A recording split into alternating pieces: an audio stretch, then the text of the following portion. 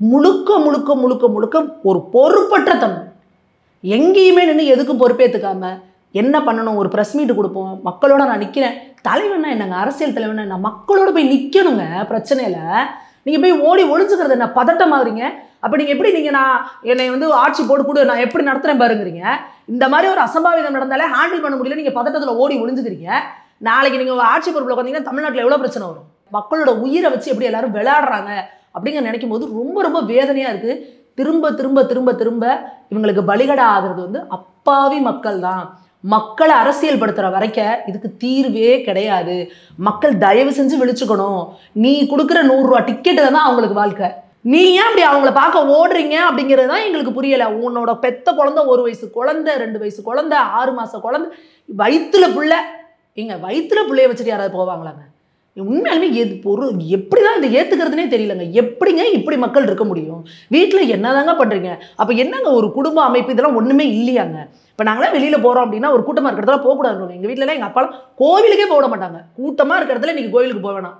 ஐலாண்டேஸ்வரிக்கு ஆடி வெளியில் ஊரே வருவாங்க. வெளியில் ஒரு ஜனங்க பார்த்துட்டு போட்டோம். நம்ம உள்ளூரில் தானே இருக்கோம். நாளைக்கு போனால் அம்மா ஃப்ரீயாக இருப்பாங்க, போய் பார்த்துட்டு வா அப்படின்னு. நாங்கள் என்றைக்குமே ஆடி வெள்ளிக்கு நாங்கள் அடுத்த நாள் தான் போய் கும்பிடுவோம். ஏன்னா ஆடி வெள்ளி அன்றைக்கி லட்சக்கணக்கான பேர் வருவாங்க அந்த கோவிலுக்கு. அப்போ என்னங்க ஒரு கண்ட்ரோலே இல்லாமல், எதுவுமே இல்லாமல், ஒரு போகிற பசங்களே தம்பி மரத்துக்கிறதுல ஏறக்கூடாதுரா, அதுலலாம் ஏறக்கூடாது, ஒருங்கா நின்று பார்த்துடும். அதே மாதிரி இந்த கட்சி துண்டு போடுறாங்க பாருங்கள். எந்த கட்சிக்காரனாவது நீங்கள் திமுகவோ ஏடிஎம்கேவோ பிஜேபி எடுத்துக்கோங்க, அந்த கட்சி துண்டை தரையில் போட்டு பட்டுவாங்களா? கட்சி துண்டை கழுத்தில் தான் போடுவாங்க, மிச்ச நேரத்தில் மடித்து எடுத்து வச்சுட்டு வருவாங்க. ஆனால் இந்த தாவேகா கூட்டம் முடிச்சோன்னா பார்த்தீங்களா, ரோடு முழுக்க அந்த கட்சி துண்டு, ரோடு முழுக்க செருப்பு, ரோடு முழுக்க என்னென்னத்தையும் உடச்சி போட்டு பேனரை கிழிச்சு. இன்னமும் இந்த கலவரம் நடந்த பூமி எப்படி இருக்கும்? ஏங்க அப்படி என்னங்க பண்ணுறீங்க நீங்கள்? அப்படி போய் நிற்கிறீங்க, அவர் பேசுகிறாரு, கேட்குறீங்க, திரும்பி வரணும் தானே. அது என்னத்துக்கு துண்டை கழட்டி கீழே எறிவேன்? அப்போ உனக்கு அந்த கட்சி மேலே ஒரு மரியாதை இல்லை. அந்த கட்சி துண்டு அப்படிங்கிறத ஒரு மரியாதைக்குரியான விஷயம், அதை பத்திரமா வச்சுக்கணுன்ற உனக்கு அறிவு கிடையாது. அங்கே அவ்வளோ பேரோட செருப்பு இதாகுதுன்னா எப்போவுமே ஒரு நெரிசலில் மாட்டி சிக்கி தடுமாறி தான் அவன் போகிறானுங்க. எந்த கூட்டம் விஜய் அவர்கள் கூட்டம் நடந்தாலும் பாருங்கள், அங்கே எத்தனை ஆயிரம் செருப்பு கிடக்குதுன்னு பாருங்கள். என்னங்க நடக்குது இது? இதை திரும்ப திரும்ப சொல்லிக்கிட்டே இருக்கிறோம். ஒழுங்குபடுத்துங்க, ஒழுங்குபடுத்துங்க. அது விஜய் அவர்களோட பொறுப்பு. உங்களை நம்பி வரக்கூடாது. அவரும் லெட்டர் ஹெட்லேயே அனௌன்ஸ் பண்ணுறாரு, கர்ப்பிணிகள் வராதிங்க, வயசான பெண்கள் வராதிங்க, குழந்தைகளை தூக்கிக்கிட்டு வராதிங்க, உடல்நிலை சரியில்லாதவங்க வராதிங்க, வராதிங்கன்னே சொல்கிறாருங்க. உங்களுக்கு இதை விட வெக்கமானமே இல்லையா? எதுக்குங்க போகிறீங்க அப்படி? எங்கள் வீட்டில் முன்னாடியாவது டிவி இதெல்லாம் கிடையாதுங்க. சரி, நேர்லையாவது ஒரு தடவை எம்ஜிஆரை போய் பார்த்துடலாமா, நேர்லையாவது ஒரு தடவை ஜெயலலிதா போய் பார்த்துடலாமா, அப்படி போவாங்க. இன்னைக்கு லைவ்ல வருது, அவர் எங்க நிக்கிறாரு, என்ன பேசுறாரோ நீ வீட்டுல உட்காந்துக்கிட்டு ஜம்முன்னு பார்க்கலாம். நின்னுட்டு பாக்குற வியூவோட நீ எங்கேயோ 100 அடி 200 அடியில இருந்து பாக்குறதுக்கு வீட்டுல லைவ்ல பக்கத்துல ஜூம் பண்ணி காட்டுறான். வீட்டுல உட்காந்து பார்க்க முடியாது அவங்களால. அப்படி போயே ஆகணுமா? அங்க பாத்தீங்கன்னா விஜய் வேன்ல வராரு. போன மீட்டிங்ல ஒரு அம்மா எதிரில் ஒரு வேன் மேல ஏறி நின்று ஜிங்கு ஜிங்குன்னு குதிக்குது, பொக்கையை தூக்கி போடுது. ஏன்னா அந்த அம்மாவோட பையனு காலேஜ் படிக்கிறானா. விஜய் கெஞ்சுறாரு, ஏம்மா இறங்கிருங்கம்மா, ஏம்மா இறங்கிருங்கன்னு. என்னங்க மக்கள் நீங்கள், என்ன பெண்கள் நீங்கள், என்னத்துக்காக நீங்கள் இது பண்ணுறீங்க? உங்களை நம்பி ஒரு குடும்பம் இருக்குது, உங்கள் குழந்தைகள் இருக்காங்க. உங்களுக்கு ஏதோ ஒன்று ஆச்சுன்னா என்ன ஆகும்? ஒரு குடும்பத்தில் ஒரு மரணங்கிறது என்ன ஆகும்? அந்த குடும்பமே அப்படியே சம்பிச்சு போயிருங்க. நம்மளோட குழந்தை இறந்து போகுதோ, இல்லை கணவன் இறந்துடுறாங்களோ, இல்லை மனைவி இறந்துடும். அந்த கணவனை நீங்கள் நினச்சி பாருங்கள். 2 பொம்பளை பிள்ளைய கூட்டிகிட்டு வந்திருக்கு இந்த அம்மா. குடும்பமே இல்லைங்க. நீங்கள் அவர் எப்படி நிற்கிறாரு? அனாதையாக நிற்கிறாரு. நேற்று நேரம் நினச்சி பார்த்துருப்பாங்களா இப்படி ஒரு விஷயம் நடக்குன்னு? முழுக்க முழுக்க முழுக்க முழுக்க ஒரு பொறுப்பற்ற தன்மை. எங்கேயுமே நின்று எதுக்கும் பொறுப்பேற்றுக்காம என்ன பண்ணணும், ஒரு ப்ரெஸ் மீட் கொடுப்போம், மக்களோட நான் நிற்கிறேன். தலைவன்னா என்னங்க, அரசியல் தலைவனா என்ன, மக்களோட போய் நிற்கணுங்க பிரச்சனையில். நீங்கள் போய் ஓடி ஒழிஞ்சுக்கிறது என்ன, பதட்டமாகறீங்க. அப்போ நீங்கள் எப்படி நான் என்னை ஆட்சி போட்டு நான் எப்படி நடத்துகிறேன் பாருங்கிறீங்க.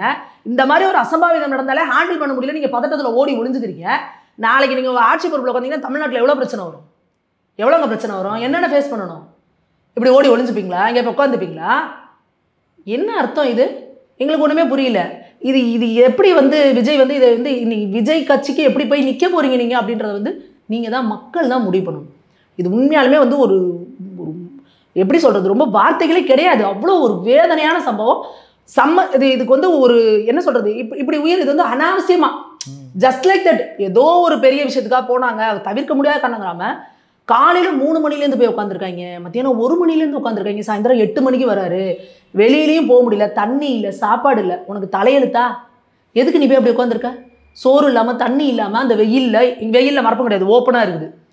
காலையிலேருந்தே வீடியோக்கள் வந்துக்கிட்டே இருக்குது. வேகாத வெயிலில் பாட்டிங்கெல்லாம் உட்காந்துருக்குறாங்க. பெண்கள் உட்காந்துருக்காங்க, குழந்தைகளை வச்சுட்டு உட்காந்துருக்காங்க அப்படின்றதெல்லாம் வந்துக்கிட்டே இருக்கு லைவ்ல. விஜய் அவர்கள் வந்து 8:45 மீட்டிங் அப்படின்னா 8:45 வீட்டிலேருந்து கிளம்புறாரு. அப்போ அவர் எங்கேருந்து திருச்சி போய் நாமக்கல் போகிறதுக்கு எத்தனை மணிக்கு? காலையில் 8:45 மீட்டிங் டைம் சொல்லிட்டு மத்தியானம் வராரு நாமக்கலுக்கு. மத்தியானம்னு சொன்ன கரூருக்கு சாயந்தரம் 7 மணிக்கு வராரு. அப்போ நீங்கள் மத்தியானம் கரூரில் இந்த மீட்டிங்கை முடிச்சிருந்தீங்கன்னா இவ்வளோ க்ரௌடு மத்தியானம் இருந்திருக்குமான்னு தெரியாது. ஏன்னா நான் நிறைய பேர் வேலைக்கு போயிருப்பாங்க, ஸ்கூலுக்கு போயிருப்பாங்க, காலேஜுக்கு போயிருப்பாங்க. நீங்கள் நேரம் ஆக ஆக ஆக ஆக சாயந்தரம் 5 மணி 6 மணி 7 மணினோன்னா ஆஃபீஸ் விட்றவனும் விஜய் இன்னும் வரலையா, வாங்க போகலாம். வீட்டில் இருக்க லேடிஸும் வேலையெல்லாம் முடிஞ்சிருச்சு, வா அப்படியே போய் விஜயை பார்த்துட்டு வருவோம். பிள்ளைங்க ஸ்கூலில் விட்டு வந்துருச்சா, வா போய் விஜயை பார்த்துட்டு வருவோம் அப்படின்னு எல்லாம் அந்த க்ரௌடு அதிகமானதுக்கு காரணம் என்ன? நீங்கள் நேரத்தை இது பண்ண தானே. அப்போ நேரம்னு எதுக்கு கொடுக்குறாங்க உங்களுக்கு?